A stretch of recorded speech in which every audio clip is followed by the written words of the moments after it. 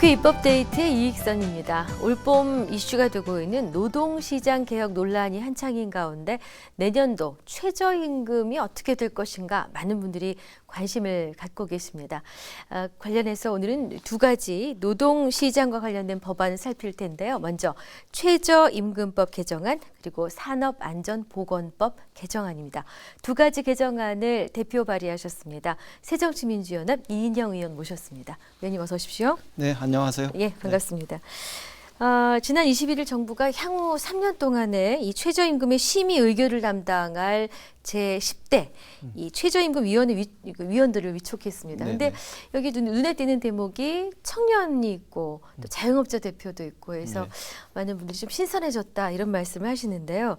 내년도 최저임금 논의가 어떻게 될까 궁금합니다. 어떻게 전망하고 계십니까? 우선 내년 그 최저임금과 관련해서 두 가지 우리가 새로운 기대를 갖게 됩니다. 지금 사회자께서 말씀하셨지만 그 직접적인 그 이해 당사자, 말하자면 최저임금과 관련해서 직접적인 이해관계가 있다고 할 수 있는 그런 청년 대표와 또 소상공인 대표가 최저임금 위원으로 위촉되어서 활동하게 됨에 따라서 보다 현실적이고 바람직한 최저임금과 관련한 논의를 할 수 있게 되었다. 이런 게 우리가 기대할 수 있는 점이고요. 또 하나는 여야, 정부 가릴 것 없이 대통령부터 국무총리, 경제부총리, 노동부 장관, 그리고 여당의 원내대표, 그리고 뭐 야당은 원래부터 최저임금과 관련해서 더 인상해야 한다 이런 긍정적인 입장을 가지고 있었습니다만 모든 정치권이 한 목소리로 최저임금이 인상될 필요가 있다 이렇게 이야기하고 있기 때문에 내년에는 지금까지보다는 최저임금이 더 오를 수 있지 않겠는가. 그렇게 해서 최저임금을 미달자들이라든가 혹은 최저임금밖에 못 받는 이런 그 저소득층들이 더 많은 혜택을 볼 수 있지 않겠는가 이런 기대를 갖게 합니다. 네, 그 현재는 시급이 최저 5,580원, 노동계에서 한 10,000원쯤 요구하고 있는 것으로 아는데 의원님께서는 어느 정도가 적정하다고 보십니까? 제 생각에는 지금의 5,580원 가지고는 좀 단순한 예일 수 있습니다만 직장인들의 평균 그 점심값이 한 6,500원 정도 되는 걸로 나타나고 있거든요. 그것에도 미달하고 있기 때문에 최저임금이 아주 적다 이렇게 판단할 수밖에 없어요. 그렇기 때문에 이 현실을 개선하기 위해서는 한 8,000원에서 10,000원 정도는 돼야 되지 않겠는가 이런 것이 몇 가지 그 데이터에 의하면 분석할 수 있는 자료인 것 같아요. 근데 사실 의원님께서는 일찌감치 관련법 발의하셨습니다. 작년에 발의하신 최저임금법 개정안 아직 계류 중이고 또 다른 의원님들도 관련한 그 최저임금 관련된 법안들이 다수 있었는데 이게 이렇게 계속 계류를 해왔던 이유는 어디 있다고 보십니까? 우선은 전통적으로 야당은 최저임금을 올렸으면 좋겠다 이런 적극적인 입장이었지만 여당 같은 경우는 경영계의 이해도 좀 반영하고 또 우리 경제 현실 이런 것들을 감안할 때 급격한 최저임금의 인상은 경제에 부담이 된다 이렇게 해서 소극적인 입장이었습니다. 그에 따라서 이 최저임금을 올릴 수 있는 이런 법제도적인 개선과 관련해서는 국회에서 사사건건 이견이 생기고 또 충돌하다 보면 법안이 개정되지 못했던 이런 과정이었습니다. 그런데 처음에 말씀드렸다시피 올해는 여야정 모두가 최저임금 인상에 대해서 긍정적 입장을 가지고 있기 때문에 최저임금을 올릴 수 있는 또 일정 단계까지 촉진시킬 수 있는 이런 법제도적인 개선 이런 것이 가능하지 않을까 이렇게 기대하고 있습니다. 그렇군요. 작년 7월 10일에 발의하신 최저임금법 일부 개정 법률안 입법 취지를 말씀해 주십시오. 우선 현실적으로 최저임금이 너무 적은데 이것을 그냥 노사 간의 자율적 교섭이나 혹은 노사정위원회에서의 노사정 간의 어떤 회의 이런 것에 맡겨두어서는 최저임금이 인상될 수 있는 이런 그 시간이나 방안이 너무 오래 가고 맨날 쟁점 속에서 이렇게 현실적인 방안이 만들어지지 않을 것 같다. 그래서 네. 이것을 법제도적으로 최저임금 인상을 촉진할 수 있는 네. 이런 그 방안을 강구해야 되겠다. 이렇게 생각하면서 최저임금 법 개정안을 발의하게 네. 되었죠. 그럼 이번 그 개정안의 핵심 내용은 어떤 것인지요? 전 대개 이제 제 내용을 이야기하기 전에 다른 네. 의원님들이 또 발의했던 내용도 같이 말씀드리는 게 좋을 것 같은데요. 예. 지금 최저임금 법에 의하면은 네. 근로자의 생계비, 네. 또 유사 근로자의 임금, 또 그다음에 생산성, 그다음에 소득 분배 이런 것들을 감안해서 최저임금을 책정하게 이렇게 돼 있어요. 네네. 그런데 이제 이런 기준 말고도 경제 성장률이라든가 물가 상승률 네. 이런 것을 반영하자 이런 그 개정안이 있고요. 그와 더불어 최저임금의 하한선을 정하자 네. 이런 그 방안이 있어요. 그거는 네. 전체 근로자들의 그 평균 급여 네. 그것의 50% 선으로 최저임금을 정하자 이렇게 이야기하는 게 있고요. 네네. 제가 발의한 내용은 그것과는 조금 다르게 통상임금, 네. 평균적인 통상임금의 50%를 최저임금으로 정하자 이렇게 하고 있죠. 그 이유는 두 가지인데요. 하나는 최근에 대법원 판결을 통해 가지고 통상임금과 관련한 판례들이 나오기 시작하면서 이 통상임금이라는 법적인 개념 이것을 우리 법제도적인 테두리로 좀 포함하는 것이 필요하다, 수용하는 것이 필요하다. 네. 이런 문제의식 때문에 통상임금의 50%로 최저임금을 정하자 이렇게 이야기한 거고요. 또 하나는 2012년 기준으로 놓고 볼 때 평균 급여 이것보다 말하자면은 통상임금의 평균 이것이 한 월 150만 원하고 157만 원 정도로 한 7만 원 정도 차이가 나요. 그래서 통상임금의 50%로 하는 것이 최저임금을 조금 더 상승시킬 수 있는 이런 방안이겠다 이렇게 생각해서 네. 그 두 가지 취지 때문에 통상임금의 50%를 네.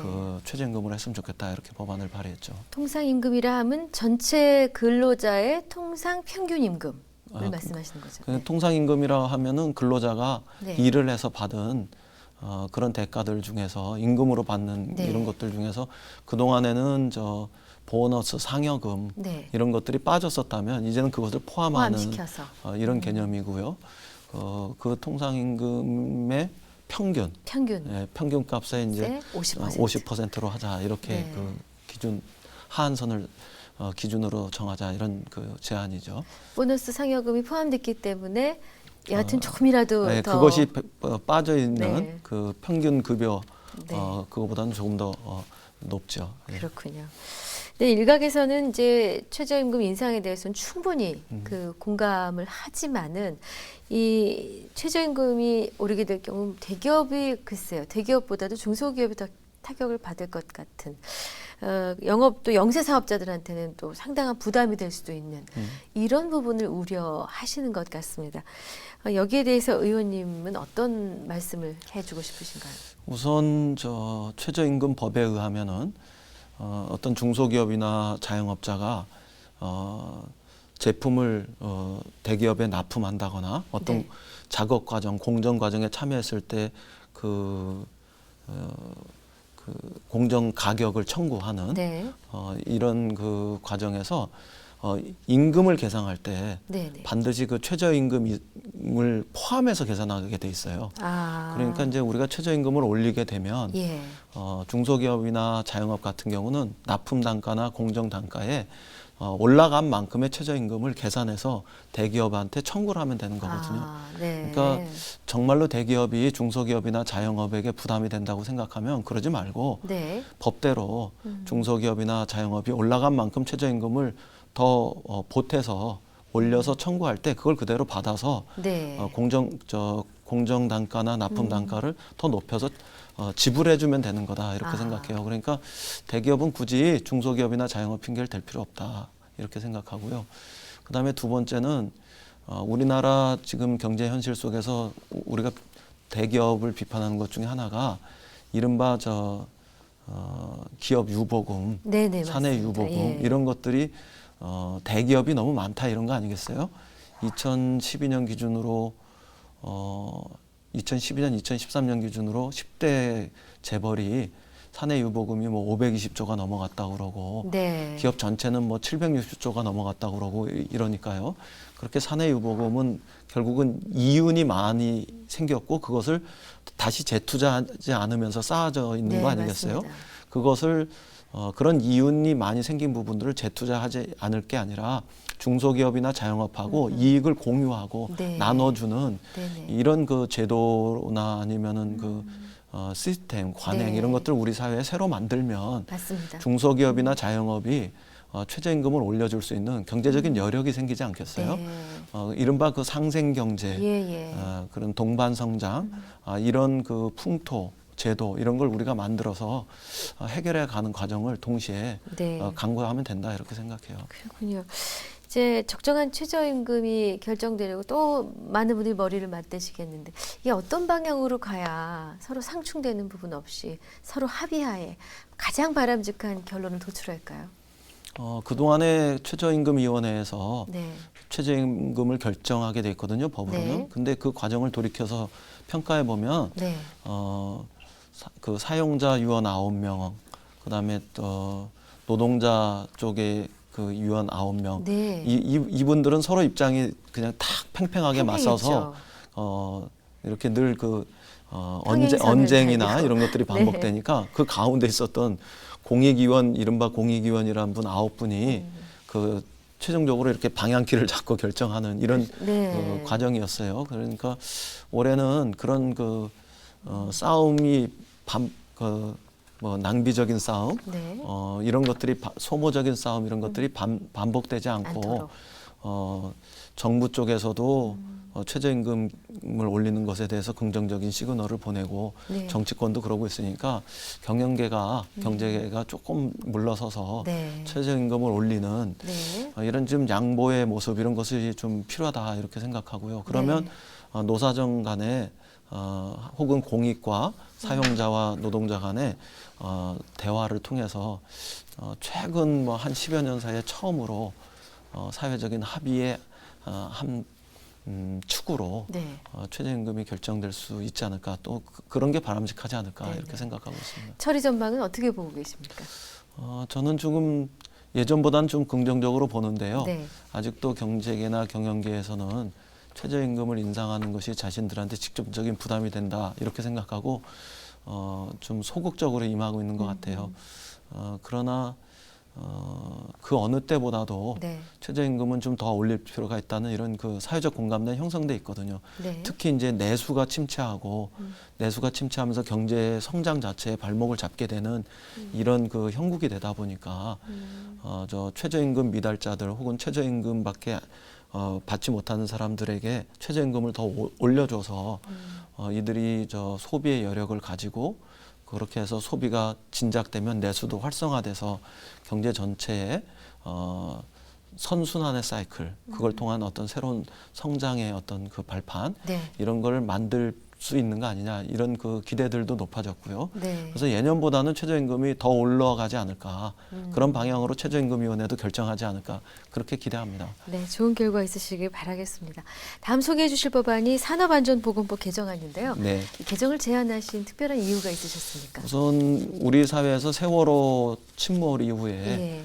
사람의 생명과 안전을 다루는 네. 이런 과정에서 산업안전보건과 관련한 이런 그 각선된 문제의식들 이런 것들이 이제 높아졌다고 생각합니다. 맞습니다. 네. 근데 이제 그래서 그런 것들을 쭉 이렇게 살펴보다 보니까 감정 노동자들의 그 근로 환경 이런 네. 것들이 굉장히 안 좋더라고요. 네. 그래서 또 따져보면은 최근에 오면서 여러 산업 직종 분야에서 감정 노동자들의 비중은 늘어나고 있고 또 들여다보니까 그분들의 대부분이 여성이고 네. 또 여성분들의 대부분이 비정규직이고 그래서 이중 삼정으로 안 좋은 근로 환경 속에서 일들을 하고 있는데 이런 그 열악한 근로 환경, 네. 특히 감정 노동자들의 근로 환경을 개선할 필요가 있겠다. 네. 이렇게 생각해서 법을 발의하게 됐습니다. 사실 뭐 작년 우리 사회의 큰 이슈가 가배 횡포 네. 이런 단어가 참 자주 등장했었고 뭐 예를 들면 텔레마케터들 같은 분들 네. 참 많이 수모를 당하면서 일하는 네. 걸 알게 됐는데 의원님께서 파악하신 감정 노동자들의 실태는 어떤 것이었는지 궁금하고요. 네. 이분들에 대한 어떤 뭐 제도적인 법적인 보호 대책이 있어 왔는지도 궁금합니다.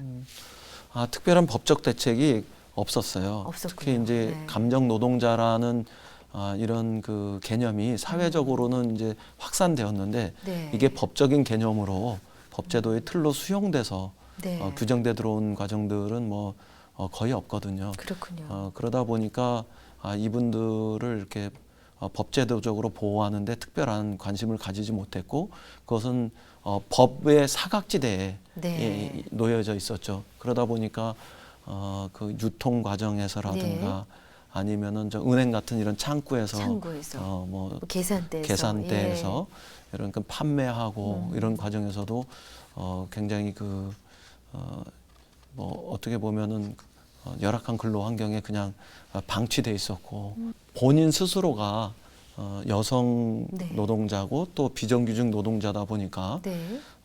그런 과정에서 약자란 말이에요. 약자다 보고 또 어렵게 직장을 구했고 그러다 보니까 그런 불편함을 호소하면은 그것이 불리해질까 불이익으로 봐. 돌아올까봐 그런 것이 그 주저돼서 네네. 저 감정 노동에서 나타나는 여러 가지 문제점들을 개선할 수 있는 이런 노력을 하는 게 불가능했었죠. 네. 그래서 그와 관련해서 이렇게 쭉 확인을 하니까 매우 여러 가지 영역에서 나타나고 있고 많게는 숫자로서는 한 800만 명까지 어휴, 그렇게 많습니까? 감정 노동자의 그 네. 영역으로 포함할 네. 수 있다는 이런 통계까지 나오고 그러니까 그렇군요. 아주 초보적인 네. 노동자들의 그 근로 환경 이런 네. 것들이라도 개선할 필요가 있겠다 네. 이런 생각이 들었어요. 그럼 이번 산업안전보건법 개정안의 핵심 내용은 무엇입니까? 우선 첫 번째는 이것을 작업 이렇게 돼 있는 개념을요. 네. 업무라는 개념으로 좀 바꿔서요. 아. 저 생산직 현장에서만 네네. 해당되는 게 아니라 일반 서비스직 이런 데까지 다 포괄될 수 있는 네. 이런 그 개념으로 업무라고 이제 좀 네. 바꿨고요. 그다음에 두 번째는 본인이 네. 그 여러 가지 불이익이 걱정돼서 이른바 작업 중단, 업무 중단 이런 것들을 요청할 수가 있거든요. 네네. 근데 그런 권한을 행사하지 못하는 경우에는 저 근로자의 대표나 네. 말하자면 노동조합 같은 데서도 업무 중지권 이런 것을 요청하고 중단할 수 있도록 하는 이런 그 법을 개정했으면 좋겠다 이렇게 얘기한 거고요. 네. 그다음에 마지막으로는 이 업무 중단을 할 때 네네. 거기서 초래되는 어떤 그 손해 같은 게 발생할 수 있잖아요. 있겠죠. 근데 그게 고의로 손해를 발생시키는 이런 경우가 아니고 그런 경우에는 불이익을 받지 않도록 아예 법제도적으로 보장하는 이런 내용을 담았습니다. 업무 중지권이라는 게 뭔가요? 그러니까 그 예를 들면은 제가 어떤 일을 하다가 그 일로 인해서 피해를 입을 수 있거나 아니면은 그걸로 계속 인해서 일을 할 수 없는 상태. 네, 예. 그런 경우가 되면은 스스로 그 상급자에게 네. 저 작업 중지를 요청할 수 있거든요. 일정 시간 동안. 예. 네. 그런데 이제 그런 것들이 대개 이렇게 말씀드렸지만 여성 근로자라든가 비정규직 근로자 이런 경우에는 돌아올 불이익이 걱정돼서 그냥 감수하고 참고 예. 이렇게 하지 자신의 정당한 그 근로자의 어떤 그 권한 네. 이런 것들을 행사하지 못했죠. 그래서 그런 부분들을 이제 불합리하다 그래서 좀 개선하자 이렇게 생각하고 있었던 거죠. 근데 이제 업무 중지권 뭐 어떤 휴게 시간을 할애한다 그러면 사용자 측에서는 일정 부분 손해가 발생할 수 있는데 이 부분은 어떻게 할까요? 그래서 좀 전에 말씀드렸지만 네. 그게 고의적이 아니라면. 고의적이지 않으면 네. 고의적이지 않으면은 우선 그 업무 중지권을 요청한 근로자한테 불이익이 돌아가지 않도록 하는 그런 것들이 필요하고요. 네. 그거는 회사의 이익 이전에 네. 노동자의 근로자의 아주 기본적인 권한을 지켜줘야 하는 이런 문제이기 때문에 그렇고요. 대개 이제 그런 상황이 되면 업무 중지를 요청했을 때 회사나 이런 데서 그걸 받아들이고 뭐 부분적으로 예비 인력을 투입해가지고 네. 그 손실을 줄여나가는 이런 자구적인 조치 이런 것들은 취하겠죠. 예. 정말 몸고생에 마음고생하는 감정 노동자들에게는 신락 같은 희망이 될 수 있을 것 같습니다. 네. 근데 뭐 충분하지는 않아도 네. 조금은 더 감정 노동자의 근로 조건 이런 것들이 개선될 수 있는 그런 길이라고 생각해요. 그렇군요. 근데 관련해서 의원님께서는 또 국회 환경노동위원회에서 이제 간사로 활동 중이신데 노사 갈등이 첨예하게 드러나고 있고 또 이제 5월이고 해서 이런 갈등을 줄이기 위해서는 어떻게 무엇부터 해나가야 돼? 그 많은 산적된 과제들 중에 어디서부터 풀어나가야 된다고 보십니까? 저는 최근에 한 2, 3년 사이에 우리 경제 현실이 좀 어려워지면서 네. 그 부담이 많은 부분들이 노동자들한테로 일차적으로 전가되고 예. 있다고 생각해요. 되게 기업도 그렇고 정부도 그렇고 그 손실을 노동자들에게 이제 좀 전가하는 이런 네. 편인 거죠. 그런 과정에서 정규직들도 일자리가 좀 불안정해지고 네. 비정규직이 더 많이 양산되고 또 비정규직은 그만큼 차별도 더 심해지고 이런 과정에서 노동 3권 이런 것들도 많이 약화되고 예. 또 임금 이런 부분들도 좀 저임금 상태를 계속 지속시키는 이런 과정에 이렇게 좀 몰려 있다 이렇게 생각을 하거든요. 그러니까 이 경제의 어려움은 단순하게 노동자만의 책임이 아니잖아요. 네. 정부의 경제 정책의 방향이 잘못된 것일 수도 있고 네. 또 기업이 경영을 잘못해서 생긴 문제일 수도 있고 그러니까 그렇죠. 일방적으로 노동자들한테 책임을 전가하는 것보다는 정부와 기업이 함께 짊어지는 그리고 어떤 면에서는 좀 먼저 더 지는 네. 이런 그 자세도 좀 필요하다고 생각해요.